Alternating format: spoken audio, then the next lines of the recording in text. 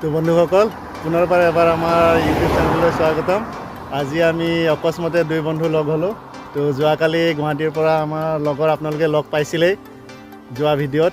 তো পাপু শৰ্মা বৰুৱা আৰু তেওঁ আমাৰ গুৱাহাটীতে থাকে, আপোনালোকে জানেই। মই কৈছিলোঁ আপোনালোকক যোৱা ভিডিঅ'টো যোৱাকালি আহিল। তো আজি অকস্মাতে আমি দুজন লগ হ'লোঁ।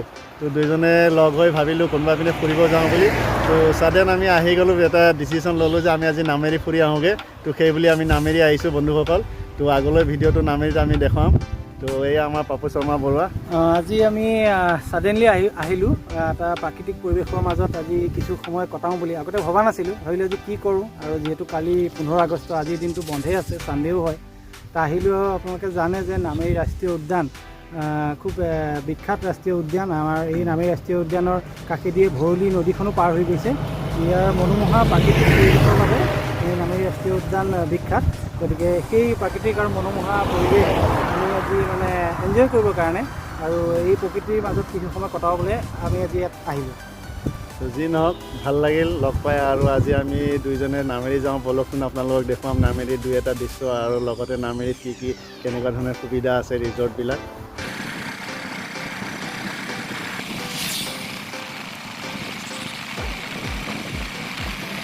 তো বন্ধুসকল দেখিছে কি ধুনীয়া পৰিৱেশ, দুই কাষে সেউজীয়া পৰিৱেশ আৰু তাৰ মাজে মাজে আমি বাইক লৈ গৈ আছোঁ। ধুনীয়া শীতল বতাহ এটা লাগি গৈ আছে, খুব ভাল লাগিছে। তো কেতিয়াবা আপোনালোকেও আহিব নামেৰি উদ্যানলৈ। বালিপৰাৰ পৰা ভালুকপুং ৰোডত পোৱা যায়। বাইকত তেনেকৈ অহা নাছিলোঁ, কিন্তু আজি বাইক লৈ আহিছোঁ, খুব ভাল লাগিছে। বাইকত ফুৰিলে পৰিৱেশটো আৰু বেছি ধুনীয়া যেন লাগে, কিয়নো যি প্ৰাকৃতিক যিটো নেচাৰেল এটা বতাহ আছে, সেই বতাহটো লাগি থাকে গাত, খুব ভাল লাগে। বন্ধুসকল এটা ৰিকুৱেষ্ট কৰিছোঁ যাতে আপোনালোকে আমাৰ চেনেলটো ছাবস্ক্ৰাইব কৰি দিয়ে, আৰু আমাৰ চেনেলটো ছাবস্ক্ৰাইব কৰিলে আমি আগুৱাই যাব পাৰিম। তো বন্ধুসকল এই ৰিকুৱেষ্ট থাকিল আপোনালোকক যাতে আপোনালোকে আমাৰ চেনেলটো ছাবস্ক্ৰাইব কৰি দিয়ে। অলপটো চাওক, ইয়াৰ পৰা 2.3 কিলোমিটাৰ আছে। তো বন্ধুসকল, তো এতিয়া আমি নামেৰি ৰাষ্ট্ৰীয় উদ্যানৰ অলপ ভিতৰলৈ সোমাই আহিলোঁ। তো ভিতৰলৈ সোমাই আহি ইয়াতে ৰিজৰ্ট এটা পালোঁ। তো এই ৰিজৰ্টত আমি সোমাই অলপ জিৰাওঁ বুলি ভাবিছোঁ, আৰু এই ৰিজৰ্টটোৰ বিষয়ে অলপ দেখাই দিওঁ কেনেকুৱা ধৰণৰ কি সুবিধা আছে। বলকচোন ভিতৰলৈ যাওঁ আমি।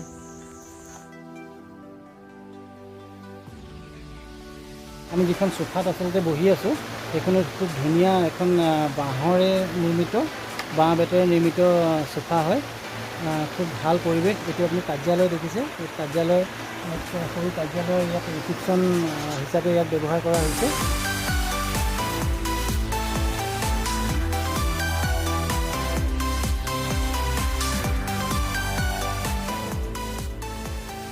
তো বন্ধুসকল আপোনালোকে দেখিবলৈ পাইছে কি ধুনীয়া এটা ৰিজৰ্ট নামেৰি ৰাষ্ট্ৰীয় উদ্যানৰ ওচৰতে। ইয়াতে থকা খোৱা বোৱা সকলো ধৰণৰ সুবিধা আছে।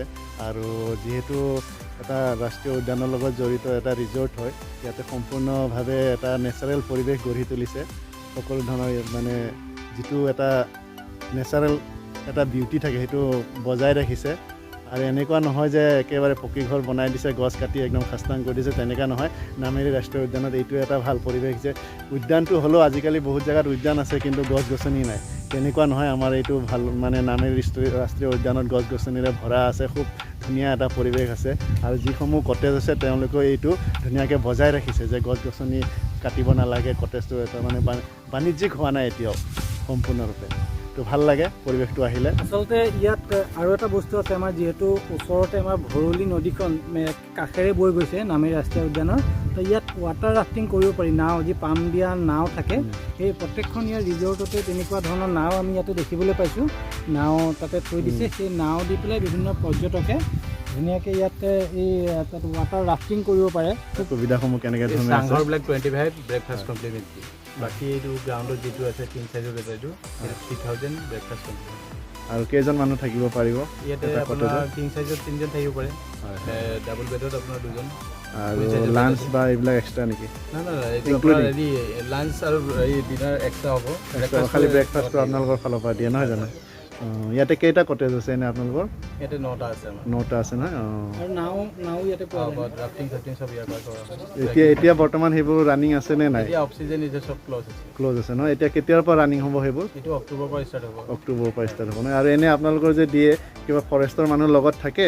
কাষ্টমাৰত থাকে আৰু ধৰক তেনেকুৱা ধৰণৰ ছেফটি থাকে ধৰক একো প্ৰব্লেম নহয় নহয় জানো কিমান দূৰৰ পৰা কেই কিলোমিটাৰ কৰা হয় আপোনালোকৰ এইটো কিবাটো এইটো জংগল ট্ৰেকিংটো আপোনাৰ নদীৰ পৰা সিপাৰৰ পৰা ষ্টাৰ্ট হয় হয় হয় 5 কিলোমিটাৰ 5 কিলোমিটাৰ নহয় ৱাকিং হয় আৰু এইটোৰ বাবে কেনেকুৱা ধৰণৰ ফিজটো এইটো এইটো ইয়াতে পানীত ল'ব লাগিব পাছ ল'ব লাগিব হয় ফাৰ্ষ্ট পিছত তাৰপৰা কাটি সিহঁতে গাৰ্ড দিব লগত গাৰ্ড লৈ গুচি যাব ঠিক আছে ভাল লাগিল বাৰু লগ পাই আৰু আপোনালোকে এইটোৰ কথা জনোৱাৰ বাবে ধন্যবাদ ঠিক আছে দিয়া বন্ধুসকল এতিয়া আমি আহি আৰু এটা কটেজ এনেকৈ ৰিজৰ্টত আহি উপস্থিত হৈছোঁ আৰু খুব সুন্দৰ ইয়াতো খুব সুন্দৰ পৰিৱেশ আমি দেখুৱাবলৈ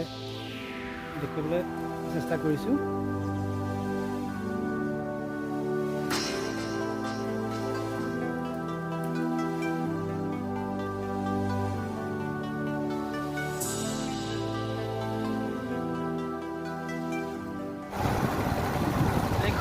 এখন ৰেলৱে ব্ৰিজ আচলতে ইয়াৰ ওপৰেদি ৰেলো যায় আৰু তলত এখন খুব ধুনীয়া নদী বৈ গৈছে আৰু ওচৰত এই পাহাৰ পৰিৱেশ প্ৰকৃতিৰ এক সুন্দৰ পাপুৱে চোৱাত ব্যস্ত হৈ আছে নেচাৰেল বিউটি উপভোগ কৰি আছে থিয় হৈ খুব ধুনীয়া কেনেকুৱা লাগিছে পাপু খুব ভাল লাগিছে এইটো 12 মাইল অঞ্চল আৰু ইয়াত বহুতো বনভোজস্থলী হিচাপে আচলতে এইটো বিখ্যাত বিভিন্ন আজিও যিহেতু ছানডে হয় আৰু আজি 14 আগষ্ট গতিকে বিভিন্ন বনভোজ পাৰ্টিবিলাক ইয়াত আহিছে চবেই বনভোজৰ এই প্ৰাকৃতিক পৰিৱেশ আৰু নদীৰ মাজত নদীৰ ওচৰত নদীৰ পাৰত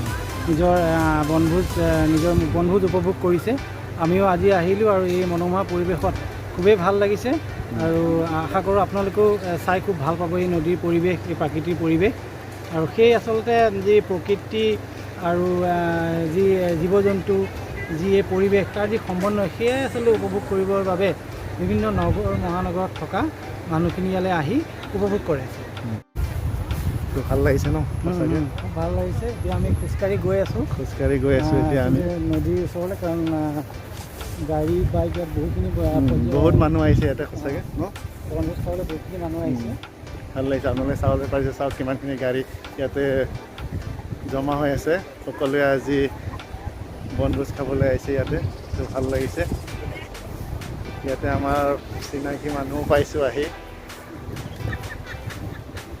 বিজয় ক'ত এই পিকনিক খাব আহিছে ন আমিও ফুৰি আহিলোঁ ক'ৰ পৰা ওলালো ইমান পাৰ্টি হ'ব বুলি ভাবা নাই আহিছে ইমান দেৰি কৰি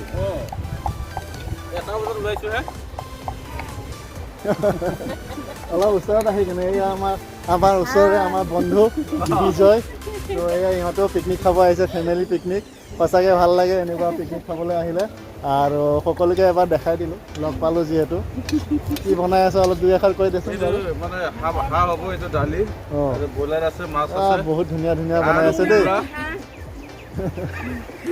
বা যি কি নহওক বহুত ধুনীয়া খাদ্য ইয়াতে এতিয়া প্ৰস্তুত কৰি আছে কিন্তু আমাৰহে সময় নহ'ব থাকিবলৈ আমি আৰু অলপ আগলৈ যাম তো ইয়াতে গৈ আছিলোঁ এইটো সোমাই গ'লোঁ আৰু লগ পালোঁ ভাল লাগিল এনজয় ইয়ৰ চেল্ফ ন ফূৰ্তি কৰ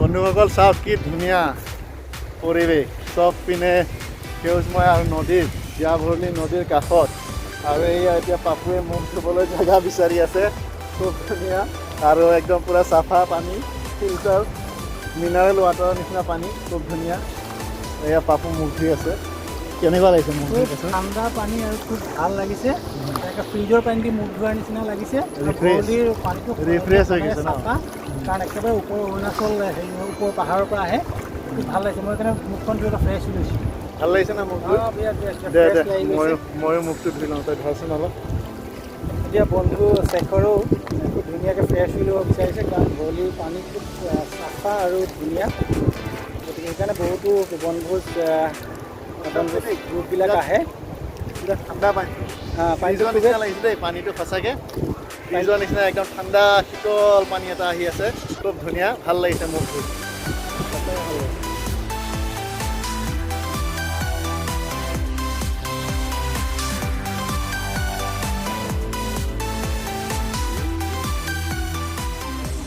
বন্ধুসকল আমি বাইদেউৰ পৰা চানা ল'লোঁ এতিয়া আমি চানা খাই আছোঁ।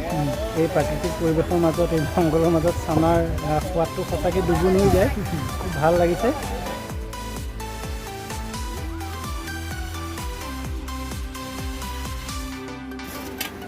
তো এতিয়া আমি তিঁহ খোৱাৰ আমেজ ল'ম দুইজনে। এতিয়া দুইজনে খাই থকা অৱস্থা। নিমখটো কম হৈছে।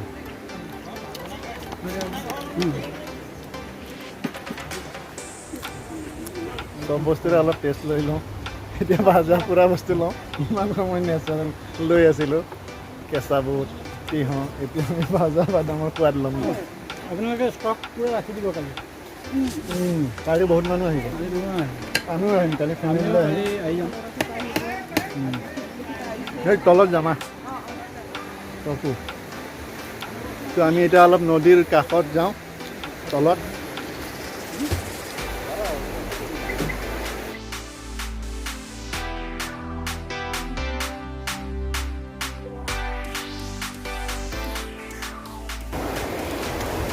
ইয়াতে বহি বহি খাওঁ আহ। এতিয়া বহি বহি আমি বাদামৰ সোৱাদ ল'ম দুইজনে। বহি তাতে তো বন্ধুসকল, এয়া আমি জীয়াভৰলী নদীৰ একেবাৰে কিনাৰত বহি লৈছোঁ আৰু ধুনীয়াকৈ বাদামৰ সোৱাদ লৈ আছোঁ। সঁচাকৈ ভাল লাগিছে। আৰু এই এটা শীতল বতাহ এটা মাৰি আছে, ঠাণ্ডা হৈ কিনে অৰুণাচল পাহাৰৰ ওচৰত যিহেতু এনেকুৱা লাগিছে যেন ইয়াতে বহিয়ে থাকিম নেকি গোটেই দিনটো। খুব ধুনীয়া পৰিৱেশ। ফৰকাল আকাশ চাওকচোন আপোনালোকে, আকাশ ফৰকাল, কি ধুনীয়া পৰিৱেশ। সকলোৱে, বহুত মানুহ আহিছে আৰু সকলোৱে নিজৰ নিজৰ কেমেৰাত এই দৃশ্য বন্দী কৰি আছে। চাওকচোন, সকলোৱে নিজৰ নিজৰ কেমেৰাত এই দৃশ্য বন্দী কৰি আছে আৰু খুব ভাল লাগিছে।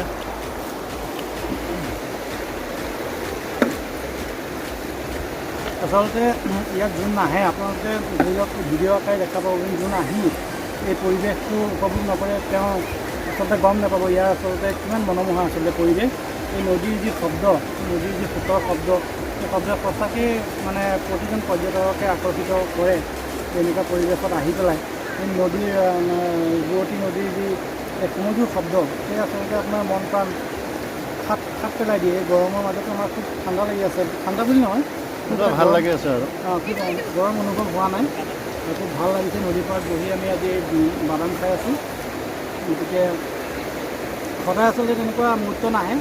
আজি আমি আহি এই মুহূৰ্ত অকস্মাতে আমি প্ৰগ্ৰামটো হ'ল, ফুৰি আহোঁগৈ ব'ল বোলো, গৰম পৰিছে, অলপ নেচাৰেল হাৱা অলপ খাই আহোঁগৈ, তেনেকৈ ধৰণে পটককৈ নামেৰি যাম বুলি আমাৰ ডিচিশ্যন হ'ল আৰু ওলাই আহিলোঁ। আৰু যিহেতু আমাৰ আজি ছানডে হয়, বন্ধ আছে। তো গুৱাহাটীৰ পৰা আহিছে, গুৱাহাটীৰ নিজৰ কাম কৰ্মৰ পৰা দুদিনমানৰ কাৰণে ছুটী লৈ আহিছে।